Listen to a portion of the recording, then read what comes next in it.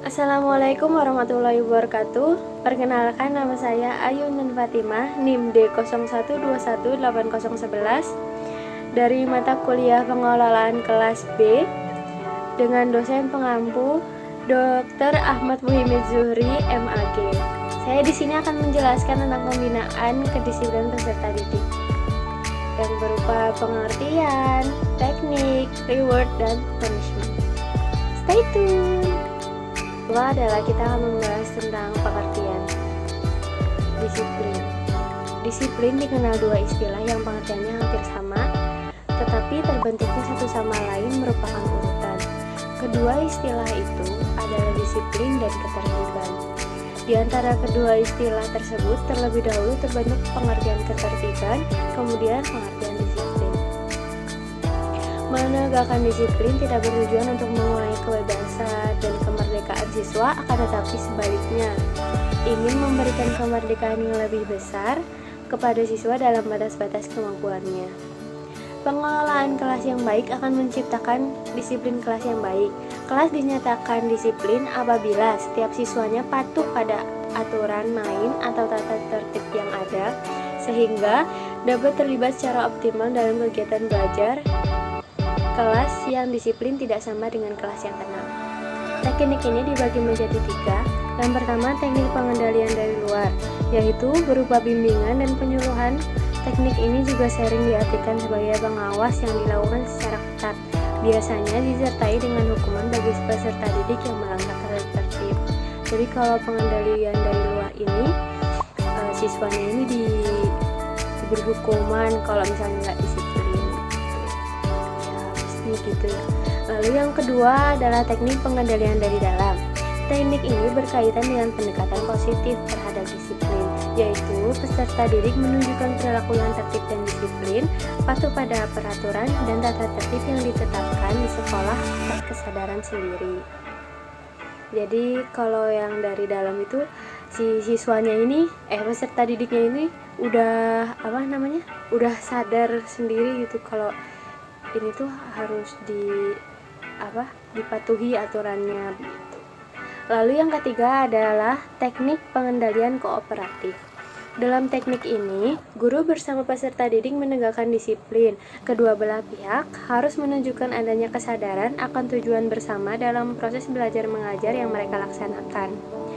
Jadi, tujuan yang dicapai oleh kedua belah pihak merupakan pengendalian bagi keberhasilan proses belajar mengajar, karena proses belajar mengajar tercegah dari suasana yang tidak diinginkan oleh kedua belah pihak. Nah, karena itu kalau di kelas itu mau menciptakan kelas yang baik, yang nyaman, jadi ya harus ada kerjasama antara guru dan peserta didiknya. Yang selanjutnya adalah reward atau penghargaan. Pengertian dari penghargaan adalah salah satu dari kebutuhan bawang yang mendorong seseorang untuk mengaktualisasikan dirinya. Penghargaan juga merupakan unsur disiplin yang sangat penting dalam pengembangan diri dan tingkah laku anak. Jadi, penghargaan ini merupakan suatu hal positif yang diperoleh anak karena anak telah menunjukkan suatu perbuatan yang baik.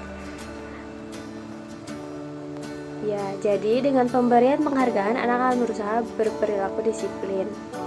Lalu, fungsi dari penghargaan adalah agar siswa dapat termotivasi untuk berperilaku disiplin.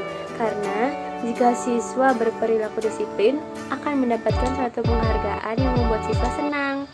Siswa menjadi lebih giat lagi usahanya untuk meningkatkan kedisiplinannya. Lalu yang selanjutnya, penghargaan juga memiliki syarat-syarat. Ada 5, yaitu yang pertama, untuk memberikan penghargaan yang pedagogis, guru harus mengenal betul-betul siswanya. Lalu yang kedua, penghargaan yang diberikan kepada siswa janganlah hendaknya menimbulkan rasa cemburu atau iri hati bagi anak yang lain. Jadi siswa A ini dikasih HP, nah si yang satunya dikasih kaos, kan iri ya. Jadi harus sama-sama dikasih HP begitu guys. Lalu yang ketiga, penghargaan diberikan dengan hemat, artinya tidak terus-menerus atau terlalu sering.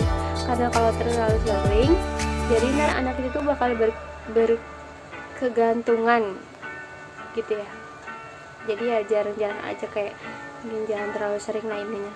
Lalu yang keempat, jangan memberi penghargaan dengan menjanjikan terlebih dahulu sebelum siswa menunjukkan prestasi kerjanya. Lalu yang kelima, guru harus berhati-hati dalam memberikan penghargaan. Jangan sampai penghargaan yang diberikan dianggap sebagai upah dari jerih payah yang telah dilakukan siswa.